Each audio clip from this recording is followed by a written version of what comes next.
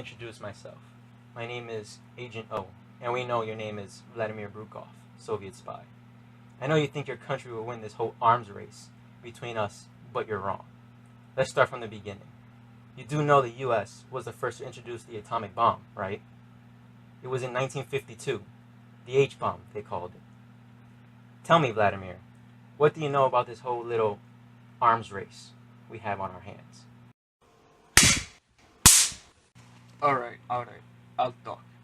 After the US created the H-bomb, Stalin saw that we needed to gain a background on advancement in technology. So he focused researchers on research.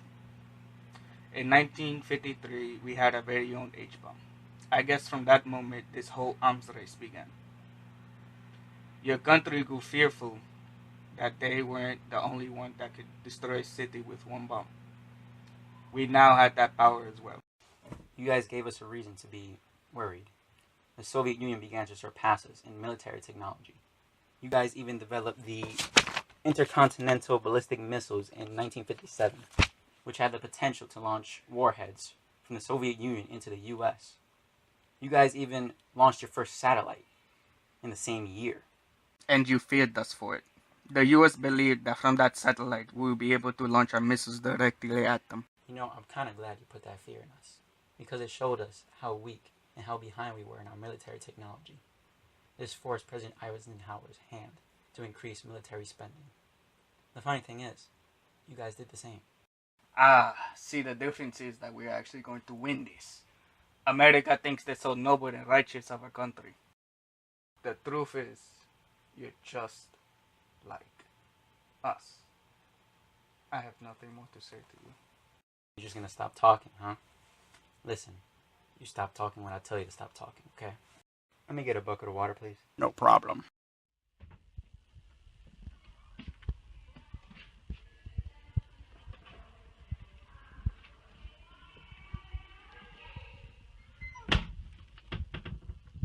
Are you thirsty? So you don't want to talk, huh? Okay then. I'll make you talk.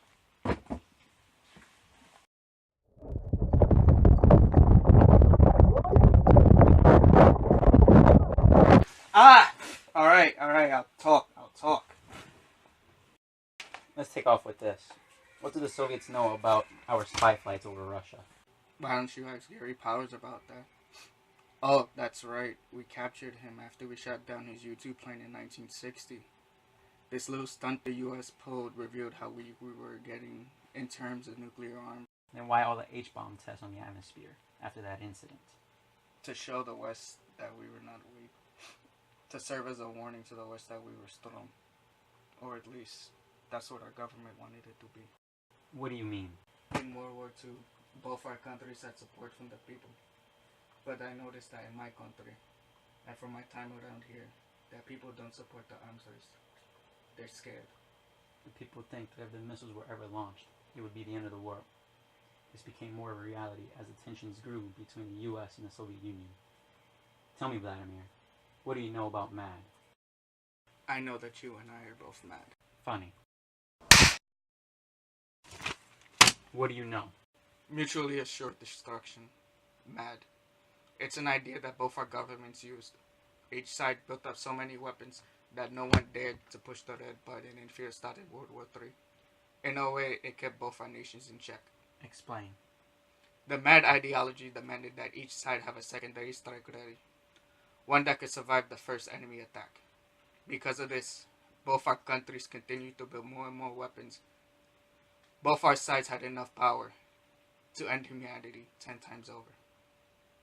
That's all that I know. So the Cuban Missile Crisis, 1962, ring any bells? It should. That was the closest we ever got to a nuclear fallout. Tell me, Vladimir, what are your thoughts on that? Quit with the hitting. I'll talk. It opened the world's eyes on how dire this arms race was turning into. It also cooled tensions between the two nations for a while anyway. Both sides took precautions to avoid war. You know the US wants peace with Russia. We don't want to see the world burn. That's why SALT Treaties 1 and 2 were talked about. They were a means of toning down the nuclear weapons on both sides. Then why did Reagan initiate the Strategic Defense Initiative in 1983, huh? America feared what we could do, so Reagan launched the SDI to protect the U.S. from attacks. It was foolish, though. After a few years, it was scrapped. It was a failure to begin with. Like you, a captured spy who betrayed his failure of a country, which is going bankrupt by the minute, by actually telling us what he knows. The Soviets might as well wave the white flag and admit defeat. We haven't waved the white flag yet.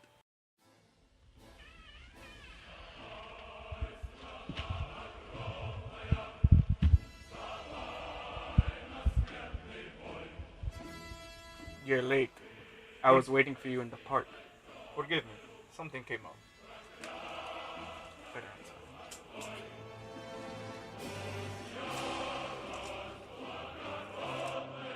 Believe how much security clearance janitors get in this country. Come on, let's up front. Don't worry, Agent. The paralyzing serum will wear off in 5 hours.